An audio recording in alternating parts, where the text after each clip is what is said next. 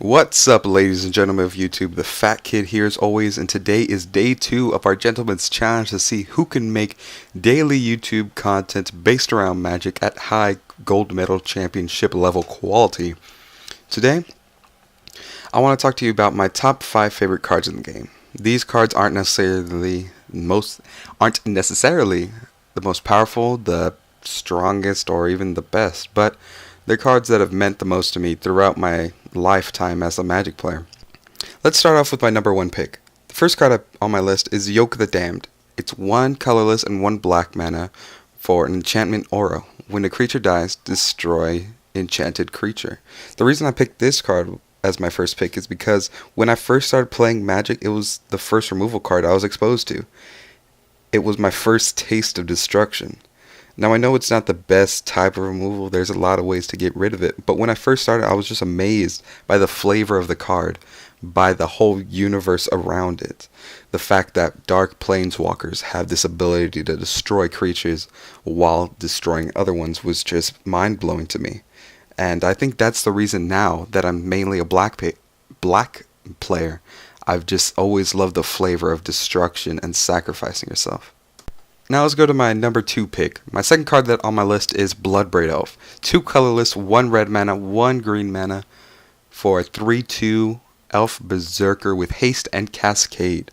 I picked this card for reasons that might not be obvious to other people. You might think it's because it's a powerhouse of a card and it just raped everything in front of it, but it's actually because it was the main card in my first real deck.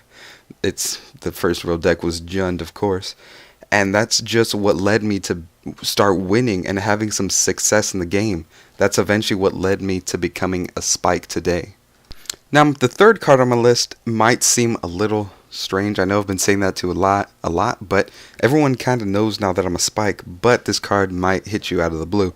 My third favorite card is Pyromancer's Ascension. It's 1 colorless and 1 red for basically when it gets go when you copy stuff. The reason I pick this card is because it makes my inner Johnny very happy. I know I said I was a Spike earlier this week, but just there's parts of me that love being a Johnny, love comboing off stuff, just doing something crazy out of the blue. And this card actually makes all that possible. And it also appeases my Spike because I've seen it do very well before, and it's pretty fun, so that's a tiny little bit of Timmy for me. There's nothing better than slamming someone for 9 damage for 1 red mana. The next card is not exactly a card. It's more of a tribe, as you say. My number 4 pick is Vampires. The reason I picked Vampires is because that was the first tribe I was actually excited about. It wasn't just elves or goblins, but it was vampires. I've always been fascinated with vampires and the whole culture. And also the deck is pretty damn good. It's still seeing play today. Just with the synergy of the creatures and sacrificing and all that jazz just makes it a great deck, and it's a great tribe. And secretly I've kind of always wanted to be a vampire just cause I get to suck on bitches' necks all day. Or night. In nightclubs. Let's go to number 5. Now, my number 5 pick took me a little bit to find. I wanted a card that spoke more to me than just power or strategy or synergy. And after a while, I actually found that card. The card is Blanchwood Armor. It's 2 colorless mana, a green mana for an enchantment aura. Enchanted creature gets +1/+1 for each forest you control. Now, I know you might be thinking, Fat Kid, why would that be your number 5 pick? It's not that great. Well, that card is the reason I won my first game ever.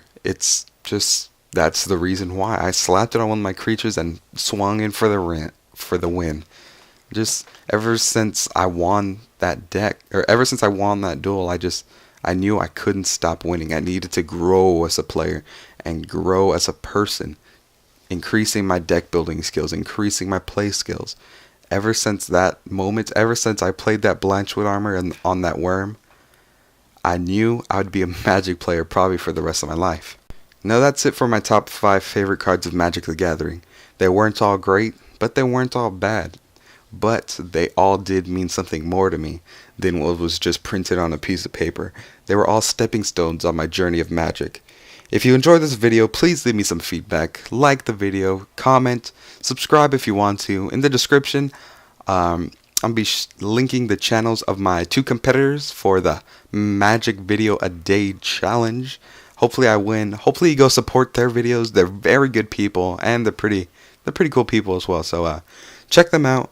But that's basically it for me, the Fat Kid here. Hope you enjoyed. Signing out.